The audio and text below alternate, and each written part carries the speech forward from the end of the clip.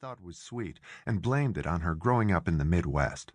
His parents were in the film industry in L.A., and so were officially more sophisticated than hers. Jane looked pretty in a short black skirt and high heels, with her long blonde hair pulled back for her meeting at the bank. He loved her looks and enjoyed spending time with her when he didn't have 2 papers due and his final project to work on. They had made no plans for the future and lived their relationship day to day, which suited them both. They were focused on their careers. She had no time or desire for marriage now. She wanted to establish herself first, and so did he. They agreed on that. "I'm going to be out all night with my study group," he said as she got up and put her coat on. She was wearing a red coat that day, too, to mark the holiday, which he thought was a little silly, but it looked good on her. And the high heels she was wearing showed off her legs, which John always said were one of her best features. "We're meeting at Kara's house," he said vaguely, glancing at the newspaper she'd left on the kitchen table. He knew that Jane didn't like her. Kara looked like an underwear model, not a candidate for an MBA. John always said she was smart as a whip and admired her entrepreneurial skills. She had run and sold a business for a handsome sum of money before going back to school for her MBA, and at 31 was 2 years older than Jane. She was the most attractive single woman in the group, and John studying with her always made Jane uneasy.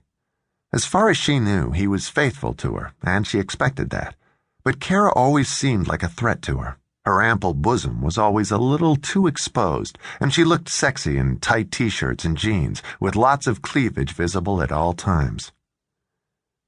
"Will the other guys be there?" Jane asked, looking nervous, and John was immediately annoyed. "Obviously. What difference does it make? It's not a sex therapy group. We're working on our papers for the end of the term, and Kara knows a lot more about running a small business than I do." It was always his excuse for being with her. They had done several projects together. "I just wondered," Jane said softly. "Jane, I don't need pressure from you, and if she helps me get my grades up, I'm damn glad to be working with her." He was in no mood for a jealous scene, but somehow the conversation degenerated, and within 5 minutes they were arguing about Kara. It had happened before. Jane always said that Kara flirted with him, which John vehemently denied, while Jane told him he was naive. The conversation went nowhere. John stalked off to the bedroom looking irritated, and Jane left for work, feeling slightly sick. They argued constantly these days about everything and nothing.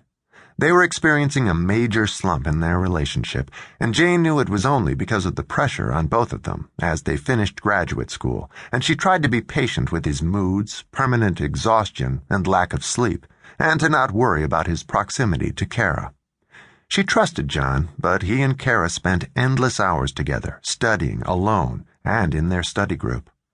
It was obvious that Kara had the hots for him, and Jane didn't trust Kara for a minute. She hated nagging him about it, but her nerves were frayed too. John was in the shower when Jane left the apartment, and she had that unsettled feeling one gets after an argument, where no one wins, and she felt foolish now in her red sweater and coat for Valentine's Day, a day late. It was just another workday for her, and she wanted to look serious at the appointment, since it was only the second time she'd gone to do an inventory, and she wanted to be professional about it. Hal Baker was waiting for her at the bank when she got there, and shook her hand with a friendly smile and an appreciative glance as he took in the pretty face and graceful figure.